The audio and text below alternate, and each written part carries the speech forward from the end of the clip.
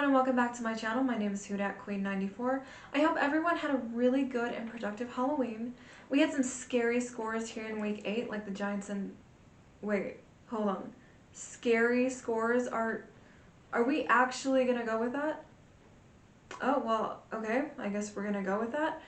But nothing is more terrifying than going into overtime with a 10-10 score and losing off a pass interference call. Who's the home team in this situation, by the way? I've always wondered that. What is the ratio of Jets fans to Giants fans? Oh well. Speaking of which, I think it is so wonderful to see Thomas Morstead get the recognition that he absolutely deserves, even though he plays for the Jets now. I have always loved what he was able to do with the Saints, and I've always respected him as a player. So I'm so happy for him and his family.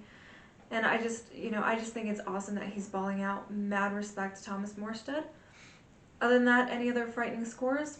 Oh, the Broncos completely trolled the Chiefs hardcore. And honestly, I'm completely all for it. I don't tend to agree with Gronk on many things, but there's something that I absolutely agree with him on. And that I think that this whole Taylor Swift stuff has gone on far enough. I mean, imagine being in a box, or a private box, with Taylor Swift, Jackson Mahomes, and Brittany Mahomes. Now that, my friends, that is terrifying. But you know what else is scary? The NFC South, and the Panthers beating the Texans, who beat the Saints.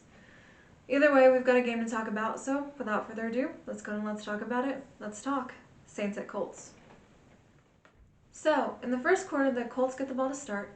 Debo gets a few stops on Pittman and forces the Colts to punt with 13:25. Derek Carr throws a 17-yard pass to Michael Thomas. Derek Carr throws an incompletion to Michael Thomas, and the Saints are forced to punt. Jonathan Taylor bulldozes his way for Colts first. Taylor breaks through for a gain of 44 yards to get into Saints territory with 9:40. Colts try to draw the Saints off sides, and the Colts are forced to attempt a field goal at 7:02.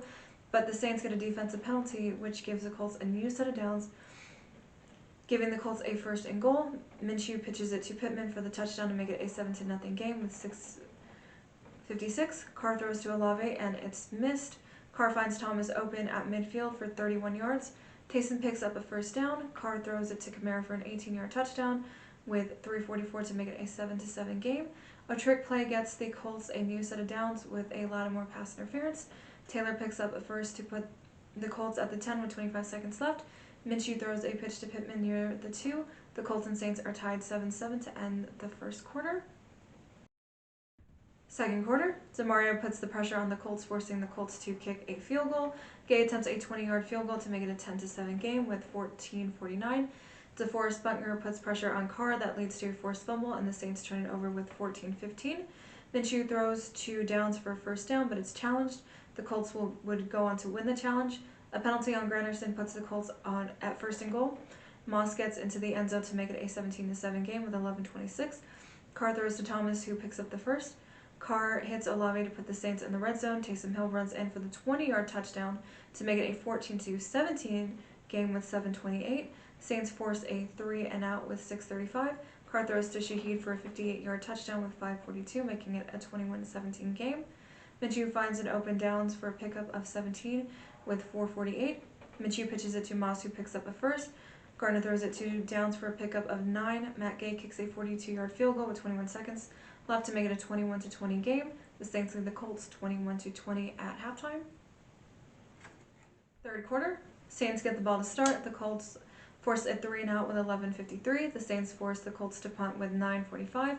Williams picks up a first near midfield with 8:50. Zach Moss finds an open hole for 41 yards to get into Saints territory with 4:49.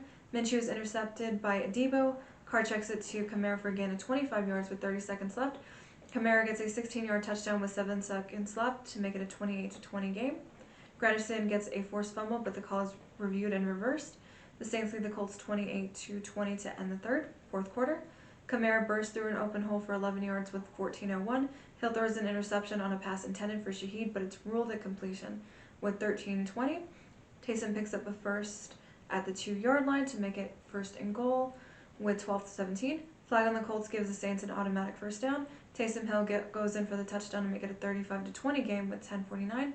Minshew hits downs for a 13-yard pickup to put the Colts in Saints territory. Minshew throws to Drew Ogletree for a 33-yard touchdown pass to make it a 27-35 game with 8:19. Carr throws to Olave to keep a drive alive. Granderson gets a sack on Minshew with 5:15. Granderson gets another sack on Minshew at 3:55 and forces the Colts to punt. Another penalty pushes the Saints back. Carr throws to Shaheed for 51 yards with 2:50 left to go. Taysom Hill falls shy of picking up the first. At the 2-minute warning, Group B attempts a 27-yard field goal to make it a 38-27 game with 24 seconds left. The Saints beat the Colts 38-27. Well, how do you like that, Saints fans? We've got some good things to talk about, and we've got some not so good things to talk about. Obviously, the game started out pretty lackluster, pretty Saints-type-ish sort of way. A couple of turnovers, a couple of penalties here and there, and nothing really to tell the folks back at home about. But you know how the saying goes, it's not how you start, it's absolutely how you finish. That might end up being our motto for the season, but I guess that just really does depend on how we finish the season. But you gotta give credit where credit is due. Carr looks significantly better in this game than he had in a while. 310 yards, 2 touchdowns, 1 turnover. So definitely an improvement. Carr seems to finally have connections with almost all of his receivers, minus Olave, who we'll talk about in a minute. It's no secret that Carr has really great chemistry with Shaheed, who I said would have a breakout year this season. I mean, 153 yards for my guy, Shaheed, and 1 touchdown. He's out there and he's doing his thing. He's proving himself to be our #1 wide receiver right now at this point. Last season, DA and Pete kind of struggled using Taysom in the right ways. That could have helped us win more games. I think now we are finding an absolutely great way to balance out Taysom and his athleticism and what he's capable of doing for this team. And I'm loving every single minute that Taysom is out on this field. I mean, he is breaking through tackles, he is throwing passes, he's bulldozing his way into the end zone. Complete Swiss Army knife, and it's a wonderful thing to be in this league. That is a wonderful thing to be in this league. Seriously, Taysom had 2 touchdowns and led in rushing. Tight end, running back, quarterback. Can we please, please, please bottle him up and preserve his greatness? Same thing with Alvin Kamara. It's been so good to have him back and to see him sort of get the run game going. You know, the OG players on offense who have at least kept us in games. Even Michael Thomas is getting his opportunities. So we did see more running in this game, which I like, but I do still want to see more of Jamal and more of Miller also get their shots and their opportunities. We are still not really using the tight ends as we should, which is sad to see, but again, does it really actually matter? Because as long as the Saints get into the end zone, which we are finally able to do, does it really matter who actually scores?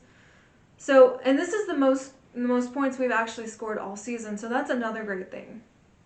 And I do think that this is what the Saints can be if they continue to grow in offense by obviously using their other running backs, as I just mentioned, Jamal and Miller, and the tight ends, which we desperately do need to get the tight ends involved. We have potential to be spectacular, but we haven't reached it quite yet.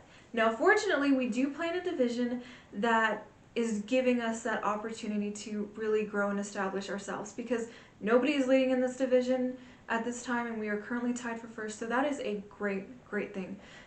Now, as for Chris Olave, you know, he's having a bit of a rough year. You know, he even gave up a touchdown when he gave himself up, when he wasn't touched. Olave's got speed. Unfortunately, his speed is not on the field. Yeah. He and Carr just don't have that connection yet. I think that we can all kind of agree on that. Maybe it is the sophomore slump, but Olave absolutely needs to step up his game significantly. We know he has talent. We know what he's capable of, but he needs to do so much more because his production value is completely lacking. But great job nonetheless by the offense and by the coaching as well, which I think has probably been better all season and probably better than when we actually played the Patriots. So the Saints got into the end zone, and that was the most important thing, and dominated in total yards. As for the defense, it wasn't the best performance by the defense, especially allowing that final touchdown by Ogletree. The defense hasn't been as great as they were in the beginning of the season, And even the run defense has sort of collapsed these last few weeks. They allowed Taylor to have 95 yards rushing and gave up a touchdown to Zach Moss. Minshew was able to gain a couple of first downs just by scrambling alone. And they had a couple of stupid penalties, as always, but they did step up when they needed to. Adebo got an interception, and Granderson, who is my favorite player on defense, as you can tell, got some very critical sacks towards the end. Again, the defense is not really my strong suit. I don't know that much about defense, but based on what I did see, as I said, they could have prevented that final touchdown, but not a terrible performance by them. They just need to clean up those mistakes. If I had to grade them, I would definitely give them C+. Ironically, and weirdly, the offense won this game by doing what they were supposed to do. So it's hard to give commentary on the defense when the offense actually did their job and played as they should have. As for the Colts, a team that I'm very indifferent about, so I can't really say anything other than good luck to you the rest of the way. All right, the Bears. Da Bears. Play Jimmy Graham. Anyway, so Tyson Bagent. And I am not a fan of playing teams with first or second game full-time starters. I could maybe sort of wing it if it were Justin Fields, but he's doubtful, or he's listed as doubtful. But I have no clue who Tyson Bagent is, or where he came from, or what he's about. So I'm not going to attempt to analyze his game so far, because they don't pay me to do that. But I can tell you that Bagent had 2 interceptions last week with no touchdowns.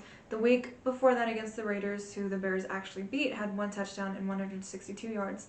So this should prove interesting for the backfield, who's had at least 1 turnover this entire season, but don't quote me on that. Paulson Adebo and Lattimore have really dominated in deflecting passes and intercepting passes, but I would really, really love to see the Honey Badger actually step up in this game. I don't know the deal with Marcus May. I don't think he saw much field production last week, and if he did, I wouldn't have been able to know because I did not notice him out there. But I do think we can get turnovers off Bagent. Their leading receiver last week was Cole Kmet, but the Saints' defense do favor well against tight ends. DJ Moore, who is no stranger to the Saints, has averaged 53 yards in 2 games. Darnell Mooney is in the same boat. So offensively, they're lacking in the passing game.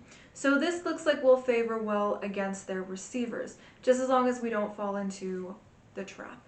The Bears seem to like to run the ball significantly better with Deontay Foreman, who is another former NFC South foe. The Bears could rely more or heavily on the ground game in this game. Our front has allowed backs to get more touchdowns and find holes for explosive runs more recently. So the Saints' defense or run defense can control or stop the run up front and prevent those explosive plays. I think that's one great way to stop the Bears from scoring. I don't know how much of a running quarterback Bagent is, but if we can put the pressure on him early with guys like Granderson and keep them off the field, then that would be a key to victory for us. Just get the stops, get the turnovers, don't allow those explosive plays or those explosive runs by running backs, and I think we'll do fine. Offensively, I flipped it this week. Play Jimmy Graham. But seriously, let's get the tight ends involved. And who better than Jimmy Graham facing his former team? But also, let's get Juwan and Foster involved and see how much more depth that could bring to our offense. If the Saints bring their A game and play as well as they did last week, this should be a fairly easy matchup for us. I am, however, a little concerned about how the Bears front will fare against the Saints' running attack because they have held backs to under 50 yards in 2 games. And we rely heavily on Taysom and Alvin for their abilities to find these open spaces. If that is the case, how much do we trust Carr to find open guys, and how much do we trust that chemistry will carry on from last week to this week? So if Carr stays composed as he did, like he did last week, and finds an open Shaheed and Michael Thomas, his go-to guys, we should be okay. In that regard, it's hard to guess which Carr will actually show up. But composed Carr, who can throw a 58-yard bomb touchdown to Shaheed, I think that's the best kind of Carr. Wouldn't you agree? This could also be a game where Olave could step up and have a really great game and really great production. But it doesn't really matter, though, as long as the Saints actually get into the red zone and don't settle for field goals. I'm going to keep stressing that. So this should be an easier matchup for us. The Saints are 7-point favorites at home, and I think that that is the most that we have been favored all season long, this entire season. I just hope that the Saints, again, don't fall victim to trap and just play like they did against the Colts, but more elevated. If we can do that, this could potentially be a beatdown and a game where the Saints could get between 28 to 31 points. That is my bold prediction for this game. Alright guys and dolls, I think that that is all I have to add. Either way, those are my thoughts on the game. Once again, my name is HoodatQueen94. I'm also on Twitter under the name Jimmy Graham Superstar. So yeah, if you like this video, go ahead and give it a thumbs up. Not, it's really cool, I understand. If you'd like to subscribe, I'd greatly appreciate it. Just hit that button down below. So yeah, thank you so much for watching, and go Saints. Hoodat, baby. Okay, bye-bye.